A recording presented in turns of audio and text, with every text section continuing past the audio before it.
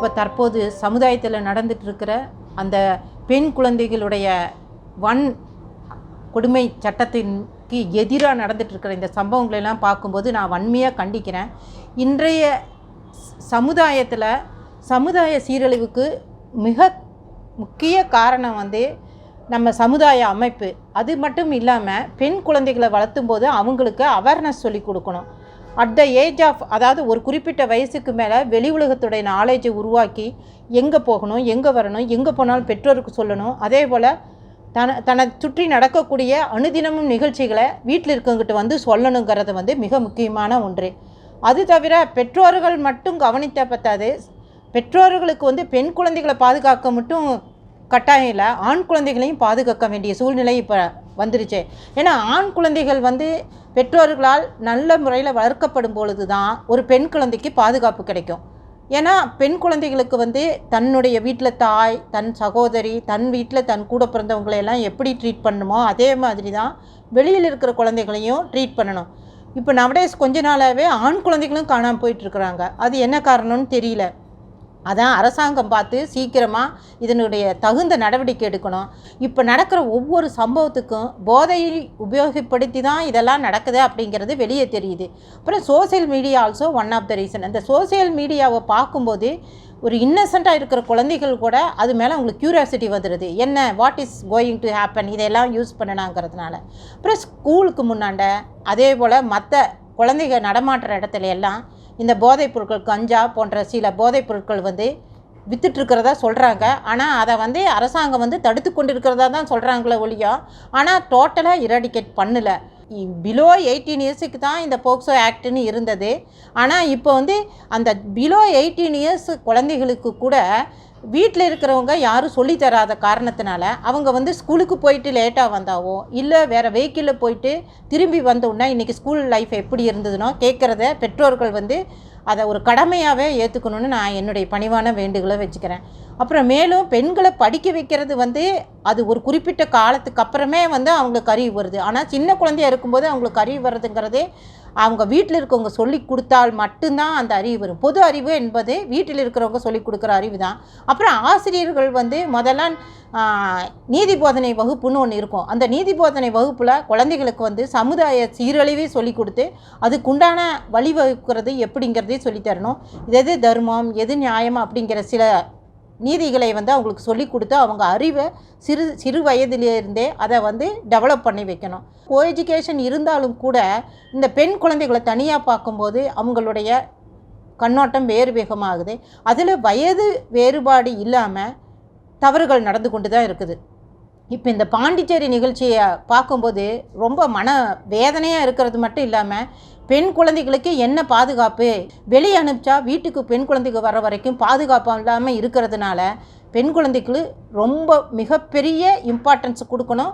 அரசு இப்போ கொடுத்துருக்கிற போக்சோ ஆக்ட் பனிஷ்மெண்ட்டை இம்மிடியேட்டாக எக்ஸிக்யூட் பண்ணணும். அதாவது எஃப்ஐஆர் போட்டு ஐஓ போட்டு இன்வெஸ்டிகேஷன் முடிஞ்சு வர்றதுக்குள்ளே so many cases hostile ஆயிடுது.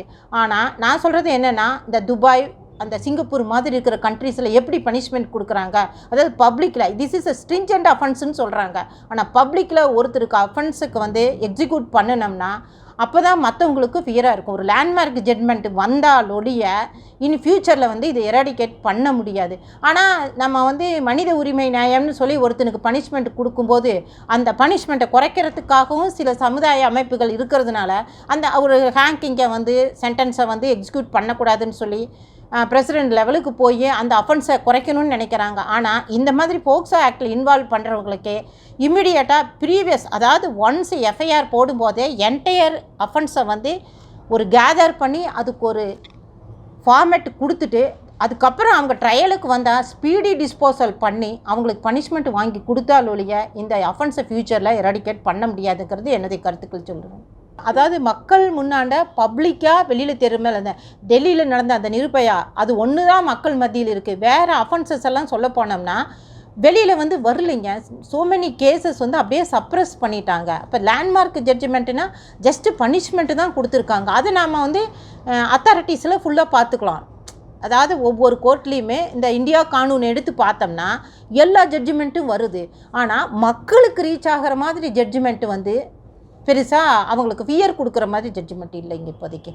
அதாவது ஒவ்வொரு விக்டிம் பாதிக்கப்பட்ட பெண் வீட்டில் இருக்கிறவங்களுக்கு மட்டும்தான் அந்த போக்சோ கேஸ் இருக்குதுங்கிறது ட்ரையலுக்கு வரும்போது தெரியும். ஆனால் இதை வந்து ஸ்கூல்லேயே ஒரு விழிப்புணர்வு ஏற்படுத்தணும்னு நினைக்கிறேன். அதாவது இந்த மாதிரி தவறுகள் செஞ்சால் இப்படி இன்ஃபேக்ட் லா காலேஜ்லேயே கிளாஸஸ் எடுக்கிறாங்க. போக்சோன்னா முதல்ல போக்சோவுக்கு செப்பரேட் கோர்ட்டும் கிடையாது, போக்சோ ஆக்டும் கிடையாது. காமனாக ஐபிசியில் தான் இந்த அஃபென்ஸ் வந்துட்டு இருந்தது. இந்த போக்சோ வந்ததுக்கப்புறம் வன்கொடுமை தடுப்பு சட்டத்தின் கீழே அரெஸ்டானால் பெயில் கிடையாதுங்கிற அளவுக்கு கொஞ்சம் இருக்குது, அந்த பயமெல்லாம் இருக்குது. ஆனால் அதையுமே சில நேரங்களை வந்து சர்க்கம்ஸ்டன்சஸ் ஆஃப் த கேசஸுக்கு சிலரையெல்லாம் பெயிலு கண்டிஷன் பெயிலாம் இங்கே லோயர் கோர்ட்டில் டிஸ்மிஸ் ஆகிடுச்சுன்னா போக்சோ கேஸை ஹைகோர்ட்டுக்கு தான் போக வேண்டியிருக்கு பெயிலுக்கு. ஆனால் அந்த ஹைகோர்ட்டுக்கு போனாலுமே அந்த ட்ரையல் முடிஞ்சு அவனுக்கு என்ன பனிஷ்மெண்ட் வருது அப்படிங்கிறது மக்களுக்கு ரீச் ஆகிறதில்ல. ஆனால் வன்கொடுமை தடுப்பு சட்டம் போக்சோ கேஸில் தண்டனை அரெஸ்ட் பண்ணிட்டாங்கன்னா எனக்கு பெயில் கிடைக்காது அப்படிங்கிறது தான் இருக்குது இல்லையா. கன்விக்ஷன் ஆகி அந்த கன்விக்ஷன் வந்து ஒரு கண்டினியூஸாக பப்ளிக் முன்னாடி போகும். பொதுவாக நான் பிபியாக இருந்தப்பெல்லாம் இந்த ப்ராசிக்யூட்ரிக்ஸ் அப்படின்னா பாதிக்கப்பட்ட இந்த ப்ராசிக்யூட்ரிக்ஸ் விட்னஸ் இட் செல்ஃப் இனஃபே. அதாவது அந்த எவிடன்ஸ் சொல்லுது பார்த்தீங்களா, பாதிக்கப்பட்ட பெண் உயிரோடு இருக்கும் பட்சத்தில் அந்த பொண்ணு வந்து இந்த அக்யூஸ்டை வந்து ஐடென்டிஃபிகேஷன் பீரியடில் காமிச்சிட்டாவே அந்த கேஸ் வந்து ஸ்ட்ரென்த் ஆகிடுது. சில கேஸில் ரேப் அண்ட் மர்டர் அப்படிங்கும்போது அப்போ ஐ விட்னஸஸ் தான் அதை ப்ரூவ் பண்ண வேண்டியதாக இருக்குது. ஐ விட்னஸஸ்ஸு அப்புறம் செயின் ஆஃப் லிங்க், அந்த பொண்ணு போனது, அதுக்கப்புறம் அடுத்தது யார் பார்த்தாங்க, ஃபைனலாக அந்த பொண்ணை எங்கே வந்து ரெக்கவர் பண்ணினாங்க அப்படிங்கிறத வச்சு தான் அஃபென்ஸ் வந்து இதாகுது. ரெண்டாவது மெடிக்கல் எவிடன்ஸ், போஸ்ட்மார்ட்டம், அப்புறம் அவனுடைய மெடிக்கல் எக்ஸாமினேஷன் பண்ணும்போது அந்த ரேப் பண்ணனுடைய பர்சனுடைய பாடியில் இருக்கிற எவிடன்ஸை வச்சு அக்யூஸரையும் வச்சு மெடிக்கல் எக்ஸாமினேஷன் வச்சு கன்ஃபார்ம் பண்ணுறதுக்கு வாய்ப்புகள் நிறைய இருக்குது. அதாவது so many persons attempt to rape அப்படிங்கும்போது that girl cannot survive, அதனாலையும் மர்டர் ஆகலாம். சிலது வந்து விக்டிம் காட்டி கொடுத்துருன்னு ஃபியர்னால நடக்கலாம். சிலது வந்து அந்த ஃபோர்ஸில் நடக்கும்போது suppose they don't have intention, அவளை ப்ரொடெக்ட் பண்ணுறதுக்கும் அவளுடைய சத்தத்தை அடக்கிறதுக்காகவோ இல்லது இவங்களை பாதுகாக்கிறதுக்காகவோ அந்த நடக்கிற ஸ்ட்ரகிளில் வித்தவுட் எக்ஸ்பெக்டேஷன் மர்டரும் நடக்கலாம். மகளிர் கொண்டாட வேண்டாம், பாதுகாத்தா போதுங்கிறது தான் என்னுடைய ஆத்மார்த்த கருத்துங்க.